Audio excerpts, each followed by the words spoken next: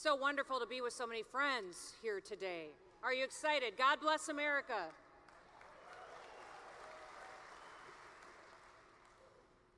Charlton Heston once said, "Those dead old white guys who invented this country, they knew what they were talking about."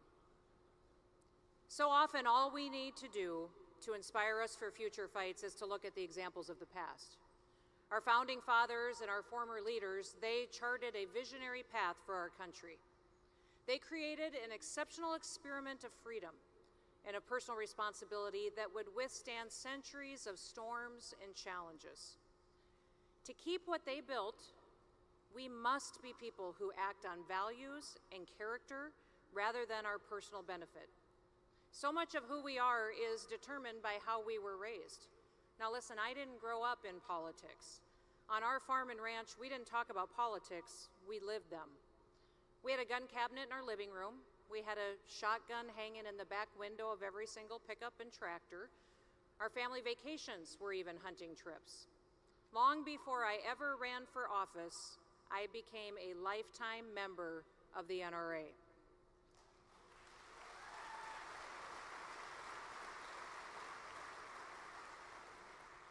My dad taught us life lessons. He taught us common sense, and often those were taught during our hunting trips. As soon as we were old enough to ride a horse, he would take us hunting. He'd pack us by horseback, sometimes 20 miles back into the wilderness to hunt elk. I didn't always know it back then, but those hunting trips gave me a lot of confidence. They helped me become a problem solver. For instance, I remember being only about 9 or 10 years old, and we had hunted all day, miles and miles from camp in the high country in the Bighorn Mountains, when my dad turned to me and he said, "Kristi, hunt your way back to camp. I'm going to go around this ridge and I'll meet you there at dark." And he disappeared over the ridge. Now, to a 10-year-old girl, this was terrifying. And as strange noises came and darkness fell, I had to rely on my instincts and my horse to find my way back to our tent. Now, years later, Mom shared with me that my dad had followed me at a safe distance all the way back to camp to make sure that I got there safe. Now, before you get all warm and fuzzy on him, I also want to tell you that he made bear noises the whole time he was following me. Scratching trees and growling at me, so, he made sure I lived, but he wanted me to be lived scared. But he made me stronger. And it also made me realize that I could conquer challenges that were put in front of me. It made me who I am today, and that's the first female governor of the state of South Dakota.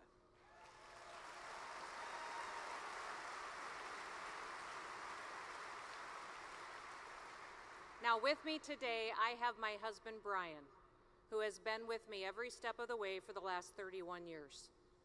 Now I want to thank him for all of his support, but also for the amazing family that we've been blessed with. And speaking of family, I've got 3 kids, 2 son-in-laws, and did you know that I'm also a grandmother? Not just once, but twice. Have 2 beautiful grandchildren.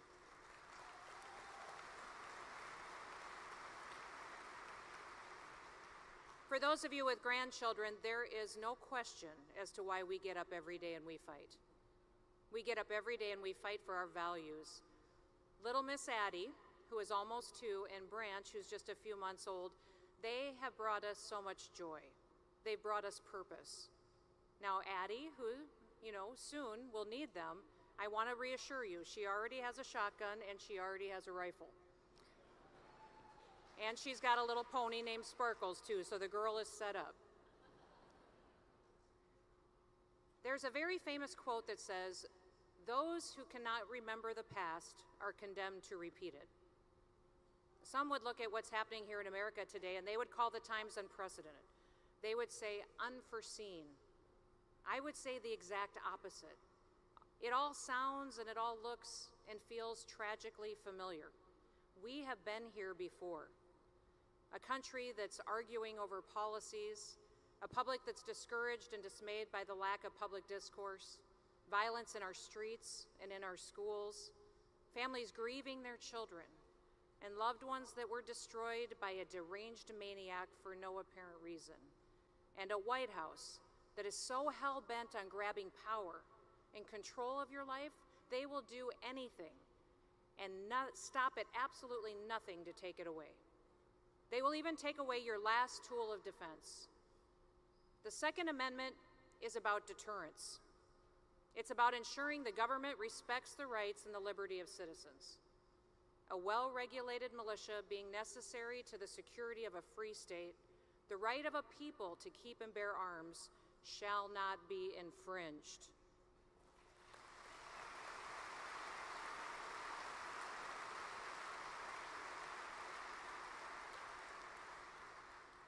Those 27 words are freedom's last line of defense.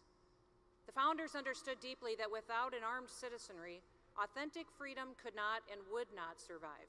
And how did they know this? What were their circumstances? What did they know about human nature and the temptation to seize power? Did they know how fragile freedom could be? What exactly were they drawing on? First, they were drawing on their own experience. The founders knew that the country would never have survived the Revolutionary War if the colonists hadn't owned their own weapons. The very first battles of the Revolutionary War, the battles of Lexington and Concord, started when 800 expertly trained British soldiers came to seize the weapons of the citizens. Those colonists, those Americans, were untrained. They only had their personal weapons, their muskets and pistols to fight back. One American named Samuel Whitmore was 78 years old. Now think about that. In the 1770s, the average life expectancy was less than 40. As the British were retreating from the battle, Samuel hid behind a wall on his property. He ambushed the British all by himself. He shot one with his personal musket. He then shot two more with personal dueling pistols. All three of those British soldiers died from their wounds. For his heroism, Samuel was shot in the cheek, bayoneted 6 times, and clubbed repeatedly. The British left him there to die, but he refused to. He got medical treatment and he lived another 18 years.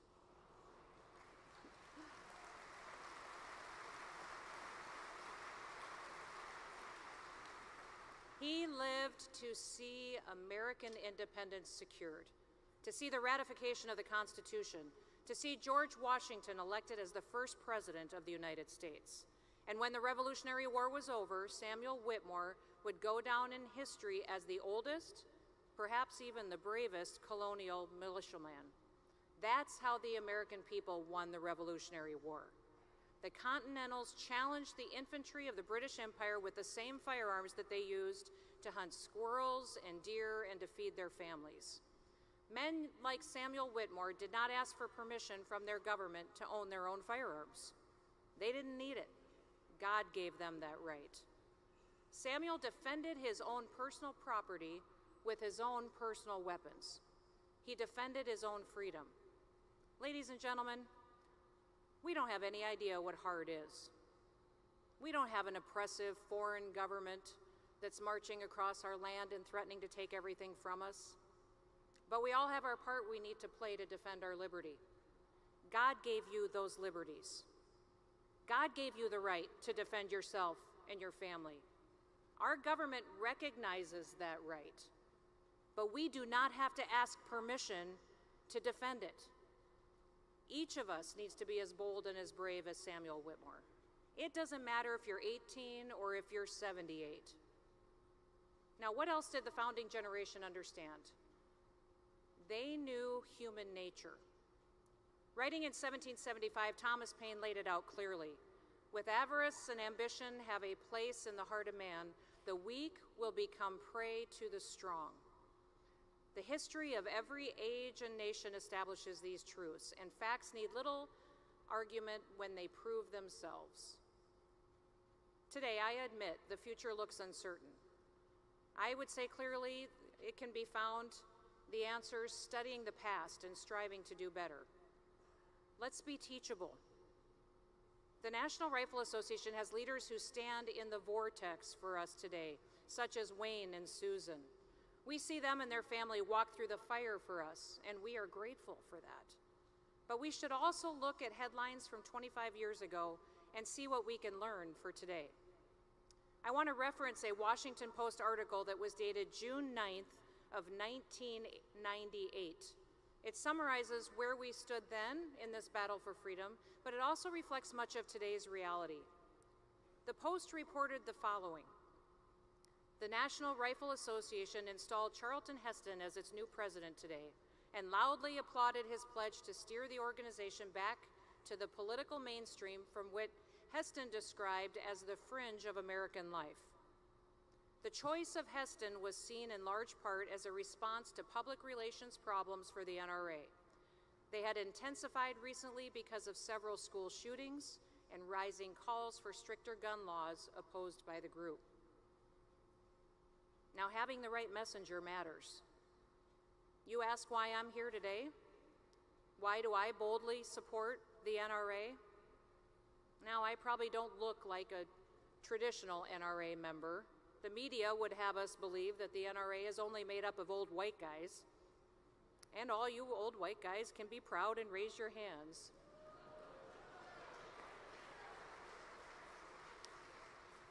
But there's a lot of other people, a lot of diversity within the NRA.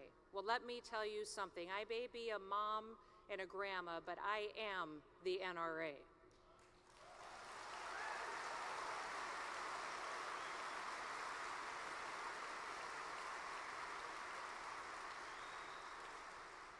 Our daughters and our granddaughters, every American is the NRA.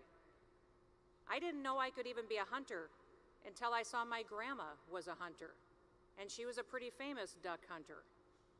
She was good. The Post in that article went on to say that Heston rose to power in the NRA because of the need to soften the organization's public image. Calling the school shootings a child issue, not a gun issue, Heston reasserted the NRA's long-standing position that violence grows from unraveling family values and weak prosecutors and judges. He also added a new twist. He called on the White House to acknowledge many gun violations go unprosecuted for lack of resources. He called on the Justice Department to start prosecuting every federal gun law violation in one major city. This, he said, would include attempts by felons to buy guns, which are rarely prosecuted except in combination with violent crimes. Heston pulled no punches in his first day as president. Referring to the Second Amendment, he said, those dead old white guys who invented this country, they knew what they were talking about.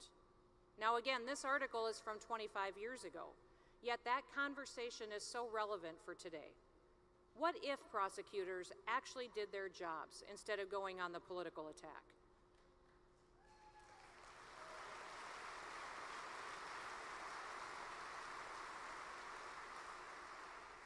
What if the laws we had today were actually enforced? What if, when tragedy happens, families gathered together, they bowed their heads, and they prayed for wisdom and discernment on how to heal hearts and minds, rather than to debate the methods used by those in society who do harm? Our problems are not new, yet the threat is greater.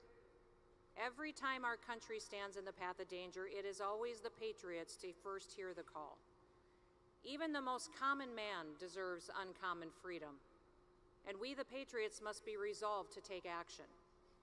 Why do the liberals and Joe Biden want our guns? Because it will make it easier for them to infringe on all of our other rights.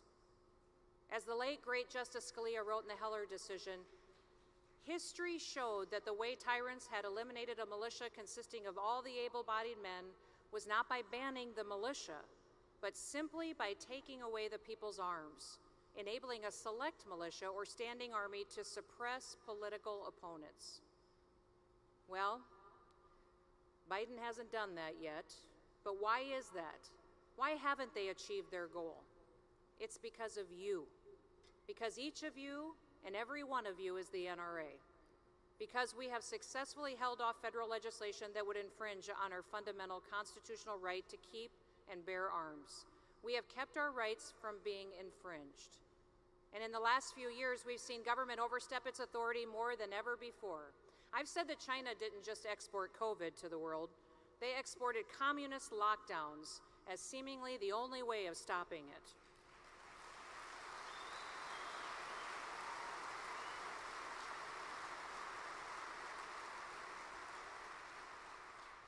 In fact, until South Dakota refused, and was the only state that refused to issue any lockdowns,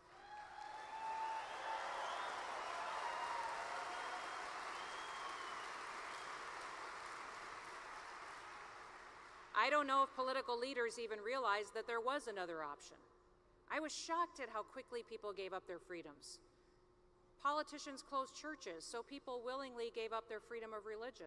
Politicians said you couldn't gather in groups, so people willingly gave up their freedom of assembly. Politicians worked with social media companies to stifle dissent, so people willingly gave up their freedom of speech. I think the American people could learn a thing or two from the NRA. This is not a group of people who give up their God-given constitutional rights willingly.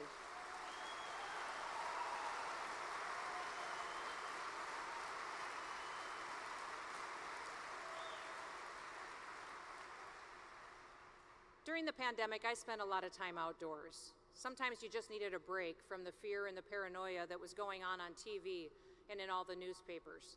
My family would often go and relax at a cabin, go fishing, go pheasant hunting. One day I made a video of me shooting a pheasant. I don't know if you've seen it.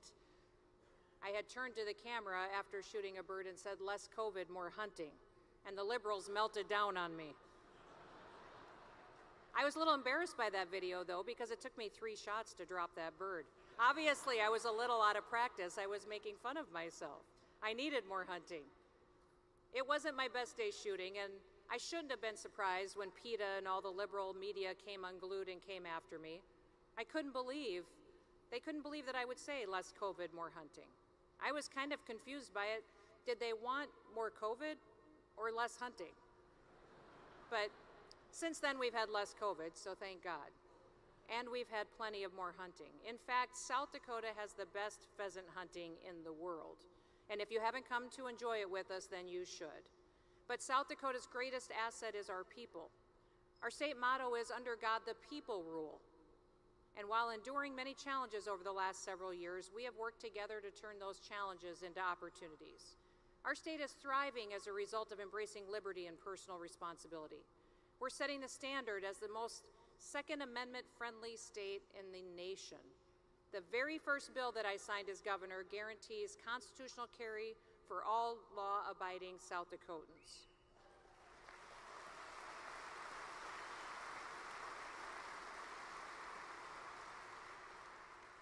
I signed legislation to block state and local governments from being able to use an emergency declaration as an excuse to infringe on Second Amendment rights.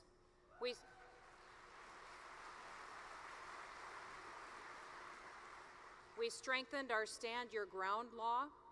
We updated the definition of a loaded firearm to mean that if a round is chambered, making it easier to respond in situations when seconds count. And we made South Dakota the first state in America to not charge a fee for any concealed carry permit. In fact, we now even pay for your federal background check. It will not cost you a penny to exercise your Second Amendment rights in South Dakota.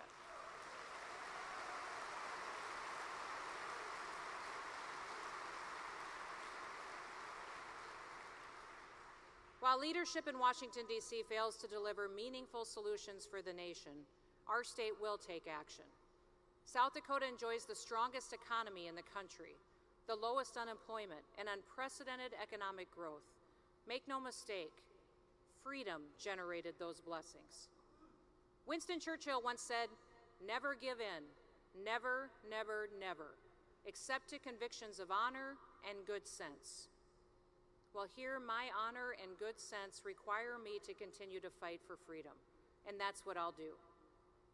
As I look around this room, I see resolute faces prepared to stand up for honor and for good sense. You are prepared to defend our right to keep and bear arms. I also see a media at the back of the room who insists that we're crazy for doing so. They're prepared at times to shame us and to demonize us. I know they'll attack me for giving this speech and what I've said. But if they think that that's going to stop me, then they weren't paying very much attention during the pandemic. It's not just the media and the big government.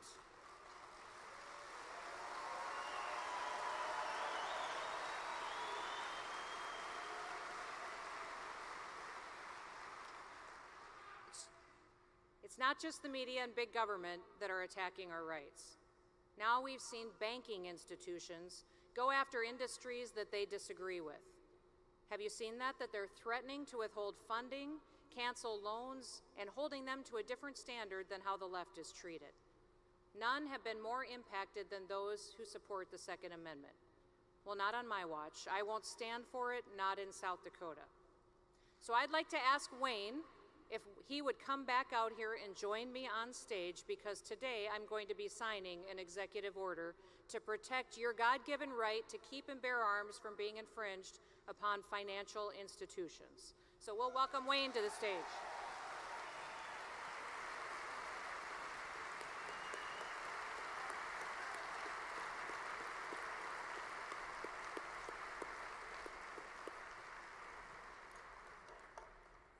Today I will sign an executive order to protect the God-given right to keep and bear arms from being infringed upon by financial institutions. My executive order, effective immediately, blocks state agencies from contracting with large banks that discriminate against firearm-related industries. Wayne, in 1787, Thomas Jefferson wrote a letter to James Madison, and he talked about how committed he was to freedom. He made this point in Latin, but it translates as, "I prefer dangerous freedom over peaceful slavery." Today with this,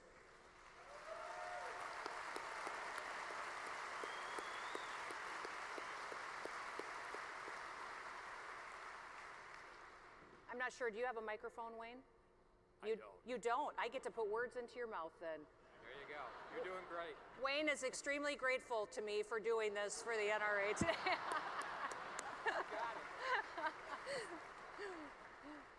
On behalf of everyone in this room, gun owners throughout the country, and all our members and firearms owners in the great state of South Dakota, Governor, God bless you. Oh, thank you.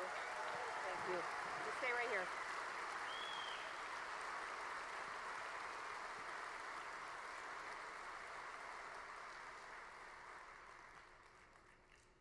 This is Executive Order number 2023-04. The State of South Dakota Office of the Governor, I will be signing it on behalf of protecting those industries related to the gun and firearm industry from being discriminated against by financial institution, banking, credit card, or otherwise.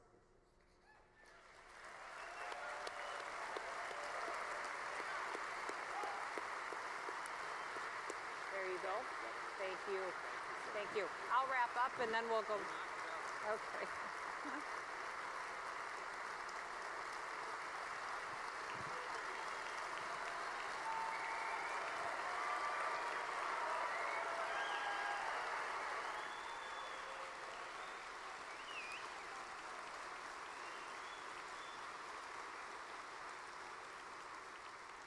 As you leave here today, I want you to remember that quote that Thomas Jefferson wrote to James Madison. "I prefer dangerous freedom over peaceful slavery." May we all leave here today inspired by our history and the blessings that we all enjoy, as well as the burden of responsibility that rests on your shoulders. Never give in. Never, never, never. Our freedom is in your hands. Thank you. Hey, Uncle Sam, put your name